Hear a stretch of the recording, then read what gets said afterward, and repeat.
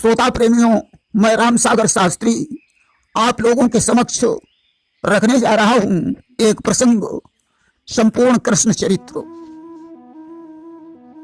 एक बार की बात है, मथुरा नगरी में उग्रसेन नाम के राजा राज्य करते थे, जिनकी रानी का नाम पवन रेखा था। एक दिन पवन रेखा सखियों के सहित वन विहार करने गई। वहां द्रुमलिक नाम के राक्षस ने उग्रसेन का रूप धारण कर पवन रेखा के सतीत्व को नष्ट कर दिया। आज तो 10वें मास में उसके द्वारा अत्याचारी कंस का जन्म हुआ। बड़े होने पर कंस ने पिता को जेल में डाल दिया और स्वयं राजा बन गया। इसने जरासंध को परास्त कर उसकी अस्थि और प्राप्ति 2 पुत्रियों के साथ विवाह कर लिया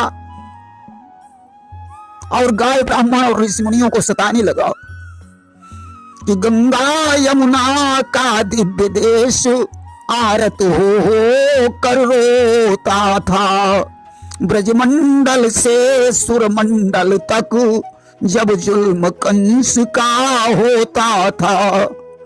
अब तो कंस के अत्याचार से पृथ्वी बेचैन होकर गाय के रूप में ब्रह्मा के यहाँ जाकर रोने लगी कि धेनु रूप धरी विधि गृह जाई और रोई रोई दुख कहे सुनाई। उस समय सभी देवताओं ने मिलकर करुणा भरी पुकार की कि हे प्रभु, आप अतिशीघ्र अवतार लीजिए, हम सभी देवता कंस के अत्याचार से परेशान हैं। उनकी पुकार सुनकर आकाशवाणी हुई कि हे देवताओं, मैं अतिशीघ्र ब्रज में अवतार लूंगा। मेरी शक्ति राधा के रूप में अवतीर्ण होगी, शेषनाग बलराम के रूप में अवतार लेंगे। तुम सभी ब्रज में जाकर यादव रूप में अवतरित हो जाओ। आकाशवाणी सुनकर देववृंद प्रसन्न हुए। इधर उग्रसेन के भाई देवक ने वसुदेव के साथ अपनी पुत्री देवकी का विवाह कर दिया। कंस बड़ी प्रसन्नता से रथ में बैठाकर देवकी को भेजने जा रहा था। उस समय आकाशवाणी हुई कि हे कंस, जिस बहन को तू इतने प्यार से भेजने जा रहा है उसका 8वां पुत्र तेरा काल होगा। अब तो कंस ने देवकी के केस पकड़ लिए, मारने के लिए तलवार निकाली। वसुदेव ने कहा, राजन, मैं तुम्हें वचन देता हूं कि देवकी से जो भी संतान होगी उसे मैं आपको समर्पित कर दूंगा। कंस ने स्वीकार कर लिया और दोनों को जेल में डाल दिया। धीरे धीरे कंस ने देवकी के 6 बच्चों का हनन कर दिया। साथ में गर्भ में बलराम जी आ गए। भगवान ने अपनी योग माया के द्वारा उस गर्भ को खींचकर रोहिणी के गर्भ में प्रतिष्ठित कर दिया, जिससे वहां बलराम का जन्म हुआ। इधर 8वें गर्भ में आकर भगवान ने भादव कृष्ण पक्ष अष्टमी बुधवार को अर्धरात्रि में देवकी के गर्भ से जन्म लिया और गोकुल में नंद यशोदा के यहाँ पहुंचाने का आग्रह किया, जहां योग माया ने यशोदा के गर्भ से कन्या के रूप में अवतार लिया था। वसुदेव जी वहां पुत्र को छोड़कर उस कन्या को उठा लाए। कंस ने उस कन्या को ज्यों पृथ्वी पर पटकना चाहा। कन्या चतुर्भुजी रूप धारण करके आकाश में चली गई और उसने कहा, तू मुझे क्या मारेगा दुष्ट, तुझे मारने वाला तो गोकुल में पैदा हो चुका है। कंस ने वसुदेव और देवकी को छोड़ दिया और उनसे उसने क्षमा मांगी।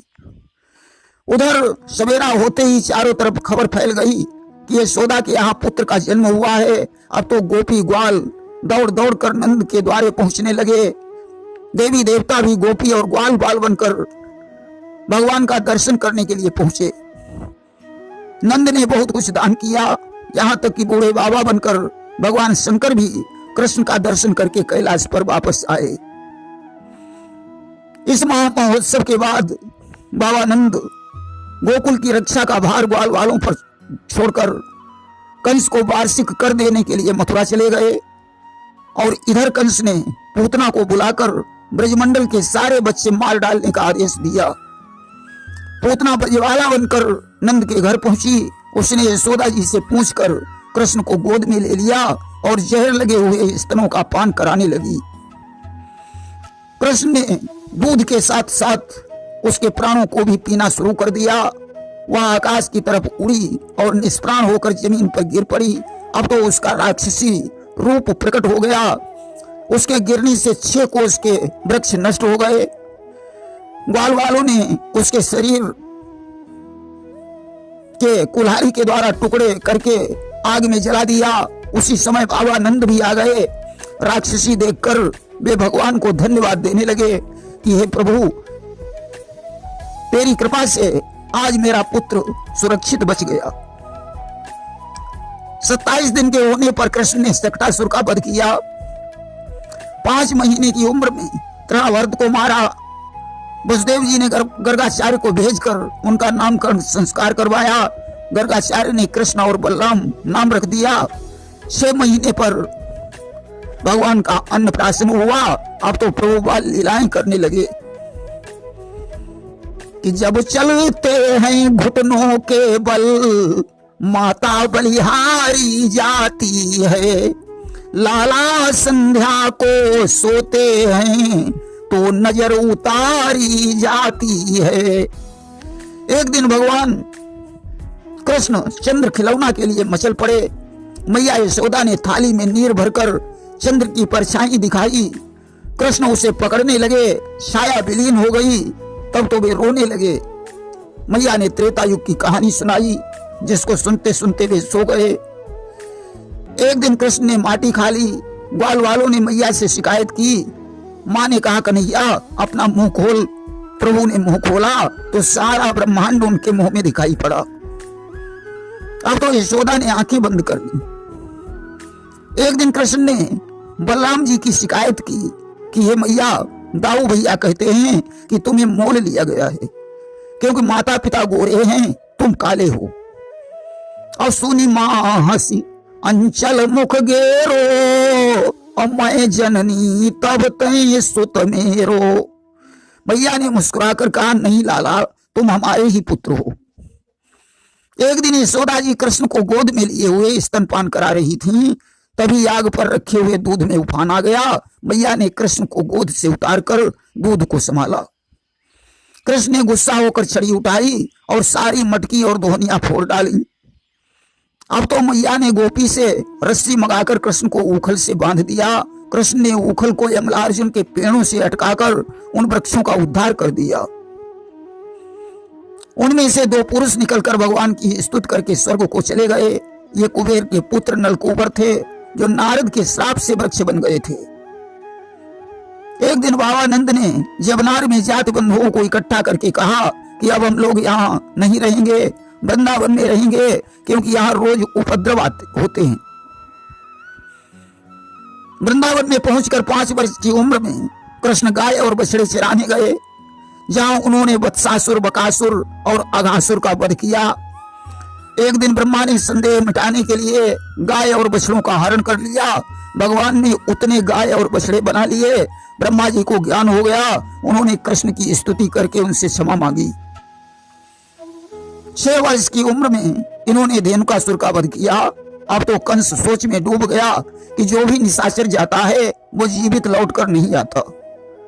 तब कंस ने काली देह से 1000 कमल पुष्प नंद जी से मंगवाए, जिसके कारण कृष्ण को कंदुक क्रीड़ा करनी पड़ी और उन्होंने टोल मारकर गेंद को काली देह में गिरा दिया, जिसमें 1000 फन वाला कालिया नाग रहता था। श्री रामा ने गेंद मांगी। कृष्ण यमुना में कूद पड़े। काली नाग के फन पर बंसी बजाकर नृत्य किया और उससे कहा कि तुम रमणक द्वीप को चले जाओ।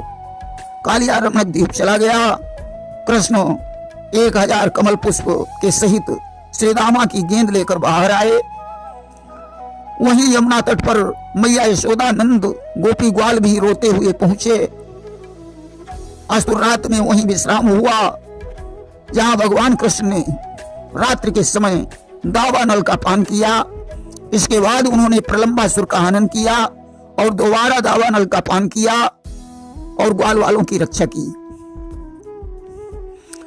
इसके बाद भगवान ने माखन लीला की। जब गोपियां सर पर मटकियां रखकर मथुरा को जा रही थीं, तो उन्होंने दही का दान मांगा। इनकार करने पर कृष्ण ने अपने साथियों सहित मिलकर गोपियों की मटकियां फोड़ डाली। कंस के कुछ गुप्तचर वहां घूम रहे थे। उन्होंने कंस को जाकर बताया। सुनकर कंस भयभीत हो गया। कुछ अविवाहित गोपियों ने हेमंत मास में कात्यायनी का व्रत रखा कि कृष्ण मुझे पति के रूप में प्राप्त हो। वे यमुना में नग्न स्नान करती थी। कृष्ण ने उनके चीर चुरा लिए। चीर मांगने पर उन्होंने कहा, जल में वरुण देव का पहरा होता है, तुम उनका अपमान कर रही हो, इसलिए उन्हें प्रणाम कर दोबारा ऐसा न करने की प्रतिज्ञा करो। कृष्ण ने चीर प्रदान किए और अगली शरद पूर्णिमा को उनके साथ रास रचाने का वचन दिया। इसके बाद कृष्ण ने चौबों को ज्ञान दिया। अब कृष्ण 7 वर्ष के हो गए। एक दिन कार्तिक कृष्ण चतुर्दशी के दिन ब्रजमंडल में इंद्र पूजन की तैयारी हो रही थी। कृष्ण ने गोवर्धन की पूजा करवा दी। इंद्र ने क्रोधित होकर मेघों को आदेश दिया, जाओ मूसलाधार वर्षा करके ब्रजमंडल को डुबो दो। मेघ वर्षा करने लगे। इंद्र ने गोवर्धन को छिमनी पर धारण कर छत्र बनाया। 7 दिन वर्षा हुई।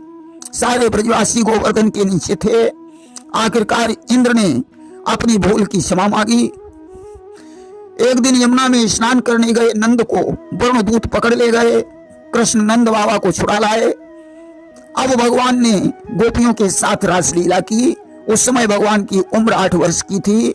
कार्तिक पूर्णिमा की रात को कृष्ण ने रास रचाया, जिसमें भगवान शंकर भी गोपी बनकर गए थे। इसके बाद कृष्ण ने अरिष्टासुर का वध किया।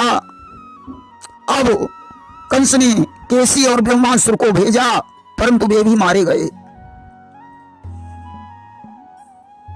तब देवर्षि नारद ने पहुंचकर कंस को धनुष यज्ञ करने की सलाह दी, जिसमें कंस ने अक्रूर को भेजकर कृष्ण बलराम को बुलवाया। कृष्ण के जाने पर गोपियां दुखी हो गईं। परसों का वादा करके कृष्ण मथुरा को चले गए। अब उनकी उम्र 11 साल की थी। उन्होंने जाकर नगर भ्रमण किया। कंस के धोबी को मारकर वस्त्र छीन लिए।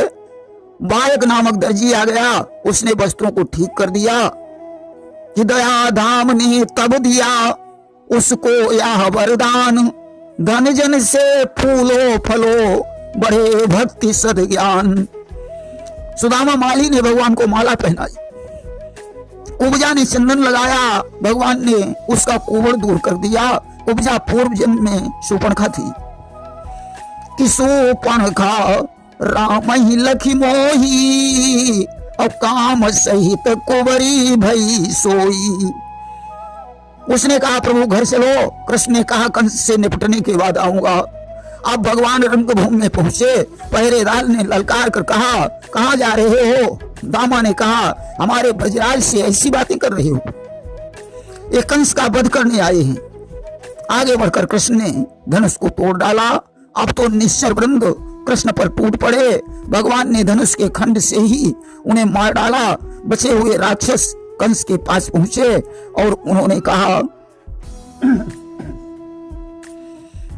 कि महाराज मार्ग कंटकमय है, गुलशन की समझो सैर नहीं। हम इतना ही कह सकते हैं, प्राणों की समझो खैर नहीं। महाराज जी, ब्रज के ग्वाले कृष्ण ने मथुरा में लूट मार मचा रखी है। उसने धनुष का खंडन कर दिया है। अस्तु आपके प्राण भी संकट में पड़ सकते हैं। ऐसी खबर सुनकर कंस कंपित हो गया। उधर धनुष का खंडन करके कृष्ण और बलराम नंद के पास पहुंचे। इधर कंस को रात भर नींद नहीं आई। प्रातःकाल नंद जी भेंट की सामग्री लेकर रंगभूमि में पहुंचे। उनके साथ कृष्ण और बलराम भी गए। कंस ने रंगभूमि के दरवाजे पर कुबलिया पेड़ हाथी को मद पिलाकर खड़ा करवा दिया। हाथी को देखकर कृष्ण ने महावत से कहा, भैया अपना ये हाथी हटा लो, मुझे अंदर जाना है। कि तब पीलवान हंस कर बोला, अंदर वो जाने पाएगा जो अपनी माता के बल का सच्चा परिचय दिखलाएगा। पीलवान ने हंसकर कहा, मेरे इस हाथी में 10,000 हाथियों की ताकत है। इसकी सूंड पकड़कर उधर कर दो और अंदर चले जाओ। तो पूंछ को पकड़ा उधर बलराम ने, सूंड को पकड़ा इधर घनश्याम ने। आगे से पीछे हटाया श्याम ने, पीछे से उसको ढकेला राम ने। कृष्ण ने सूंड पकड़ी, बलराम ने पूंछ पकड़ी और उसे जमीन पर पटक दिया। हाथी का प्राणांत हो गया। दोनों दांत उखाड़ कर आगे बढ़े। मुष्टिक और चाणूर पहलवानों से द्वंद्व हुआ। दोनों मारे गए। सल और तोसल नामक मल्लों से मुचेटा लिया, परंतु मारे गए। अब भगवान कंस के पास पहुंचे। उसके केसों को पकड़कर सिंहासन से नीचे गिरा दिया और कहने लगे, मामा याद करो उस दिन को जिस दिन तुमने हमारी माता देवकी को केस पकड़कर रथ से गिराया था। आज यह देवकी का 8वां पुत्र उस दिन का बदला ले रहा है। ऐसा कहकर भगवान ने कंस का गला घोंट दिया। उसका प्राणांत हो गया। मामियों को धैर्य बनाया और देवकी वसुदेव को कारागार से मुक्त किया। उग्रसेन को राजा बना दिया। कि ऋषियों ने और ब्राह्मणों ने वेद ध्वनि से आह्वान किया। जगपति ने अपने हाथों से नरपति को मुकुट प्रदान किया। इसके बाद भगवान कृष्ण ने नंद, बलराम और सभी ग्वाल वालों को विदा कर दिया। नंद जी दुखी होकर वापस लौटे। यशोदा ने पूछा, स्वामी मेरा कृष्ण कहाँ है? नंद ने कहा, यशोदा वो तो देवकी का पुत्र था, देवकी के पास चला गया। इस प्रकार भगवान का यज्ञोपवीत संस्कार हुआ। गुरु शांतिपन के पास पढ़ने गए। 64 दिन में सारी विद्याएं सीख ली। गुरु पत्नी ने समुद्र में डूबे हुए अपने पुत्र की मांग की। कृष्ण बलराम ने जाकर पंचजन्य का वध किया। पेट फाड़ने पर बच्चा नहीं मिला तो यमराज के पास जाकर बच्चे को वापस लाए। एक दिन कृष्ण कुब्जा के घर गए। कुब्जा ने भगवान का स्वागत सत्कार किया। इसके बाद गोपियों को समझाने के लिए कृष्ण ने अपने मित्र उद्धव को ब्रज में भेजा। नंद, यशोदा और गोपियों से मिलकर उद्धव वापस लौट आए और उन्होंने कृष्ण के समक्ष ब्रज की दशा का वर्णन किया कि दशा ब्रज की सुनो मोहन, कहीं हमसे नहीं जाती। तुम्हारे बिन सकल ब्रज की गमों से जल रही छाती। सुनकर कृष्ण दुखी होते हैं। अब कृष्ण ने कुंती को समझाने के लिए हस्तिनापुर अक्रूर जी को भेजा।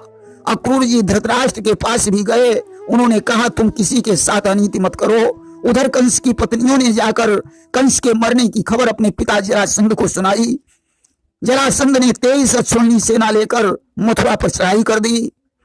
सेना को काट छांट कर बलराम जी ने जरासंध को बंदी बना लिया। कृष्ण ने उसे छुड़वा दिया। उसने फिर 23 अक्षौहिणी सेना लेकर आक्रमण किया। इस प्रकार उसने 21 हमले किए। उधर नारद ने काल यवन को भड़का दिया। उसने मथुरा पर आक्रमण कर दिया। भगवान युद्ध में भागने लगे। काल यवन उनके पीछे पीछे दौड़ने लगा। कृष्ण धौलागिर की गुफा में पहुंचे। जहां मुचकुंद सो रहा था उसे पीतांबर उड़ाकर छुप गए। कृष्ण समझकर काल यवन ने मुचकुंद के लात मारी। मुचकुंद के जागते ही काल यवन जलकर भस्म हो गया। देखिए, ये मानधाता के पुत्र थे। इंद्र की सहायता में रात दिन युद्ध करना पड़ा। सो नहीं पाए तो इन्होंने देवताओं से वरदान मांगा था कि जो मेरी निद्रा में बाधा डालेगा वो जलकर भस्म हो जाएगा। आज भगवान ने कहा, जाओ अब तुम बद्रिका आश्रम में तपस्या करो। मुचकुंद भगवान को प्रणाम करके चले गए। जरासंध ने मथुरा पर फिर आक्रमण किया, परंतु भगवान ने पहले ही मथुरापुरी का जरजेवर द्वारिकापुरी को भेज दिया। भगवान कृष्ण बाहर निकले। दौड़कर गौतम पर्वत पर चढ़ गए। जरासंध ने पर्वत में आग लगा दी। कृष्ण और बलराम पर्वत से कूदकर द्वारिका को चले गए। इसके बाद राजा रेवत की पुत्री रेवती के साथ बलराम का विवाह हुआ। विदर्भ नरेश भीष्मक की पुत्री रुक्मिणी भगवान कृष्ण से विवाह करना चाहती थी, परंतु उसके भाई रुक्मी ने चंदेरी के राजा शिशुपाल का टीका चढ़ा दिया। रुक्मिणी ने एक ब्राह्मण के द्वारा पत्र भेजकर कृष्ण को बुलाया। कृष्ण ने रुक्मिणी का हरण करके अपना विवाह कर लिया। रुक्मिणी के द्वारा प्रद्युम्न का जन्म हुआ। देखिए, यदुवंशी सत्राजित ने सूर्य की उपासना करके एक मणि प्राप्त की जिससे सोना निकलता था। सत्याजित ने वह मणि अपने भाई प्रसेन को दे दी। एक दिन प्रसेन शिकार करने के लिए जंगल गया और जंगल में उसे नाहर ने मार डाला। और जामवंत उसकी मन को उठा लाए। उन्होंने अपनी पुत्री जामवंती के पलनी में उसे बांध दिया। भगवान पर चोरी का आरोप आया तो उन्होंने मन की खोज की। वे जामवंत की गुफा में पहुंचे। जामवंत से युद्ध करके उनकी पुत्री जामवंती के साथ विवाह कर लिया और मणि लाकर सत्राजित को प्रदान कर दी। सत्राजित ने कायल होकर अपनी पुत्री सत्यभामा का विवाह कर दिया। उधर दुर्योधन ने लाख का महल बनवाकर पांडवों को उसमें ठहराया और रात में आग लगवा दी। पांडव सुरंग से बाहर निकल गए। इधर कृष्ण दुर्योधन के पास पहुंचे। उधर सतधनुआ ने सत्राजित को मारकर मणि छीन ली। सत्यभामा कृष्ण के पास पहुंची। करुण कथा सुनकर कृष्ण द्वारिका गए। भगवान ने चक्र के द्वारा सतधनुआ का सिर काट लिया। इसके बाद भगवान ने कालिंदी, मित्रविंदा, सत्या, भद्रा, लक्ष्मणा से विवाह किया। नरकासुर को मारकर 16,100 कन्याओं नरकासुर को मारकर 16,100 कन्याएं जो नरकासुर ने बंदी बनाकर रखी थी उनके साथ भगवान ने विवाह किया। इस प्रकार भगवान के 16,108 विवाह हुए। सभी से 10-10 पुत्रों का जन्म हुआ। देखिए, रुक्मिणी के भाई रुक्मी ने अपनी पुत्री रुक्मवती का विवाह प्रद्युम्न के साथ कर दिया। प्रद्युम्न के यहाँ अनिरुद्ध का जन्म हुआ। इसके बाद अर्जुन ने ब्राह्मण पुत्र की रक्षा का वचन लिया जिसे भगवान ने पूरा किया। सोनितपुर के भूप बाणासुर की पुत्री उषा का अनिरुद्ध के साथ विवाह हो गया। भगवान ने राजा नरक का उद्धार किया। बलराम जी ब्रज में गए। पौंड्रक, सुदक्षिण, दुविध का वध हुआ। सांब का विवाह दुर्योधन की पुत्री के साथ हो गया। सांब जामवंती के पुत्र थे। धर्माश्वमेध में जरासंध की मृत्यु हुई। उसका पुत्र सहदेव राजा बना। धर्मराज के राज तिलक में शिशुपाल का वध हुआ। तत्पश्चात साल्व मारा गया। दंतवक्र विदुरथ का वध हुआ। इलबल वध हुआ। सुदामा चरित्र के पश्चात कुरुक्षेत्र में दान की महिमा का वर्णन है, जहां वसुदेव जी ने यज्ञ किया तथा कृष्ण ने देवकी को पुत्र दान दिया। सुभद्रा हरण हुआ। यदुवंश विनाश के बाद कृष्ण परम धाम को चले गए। पांडवों ने हिमालय के लिए महाप्रयाण किया। प्रेम से बोलिए वृंदावन बिहारी लाल की जय।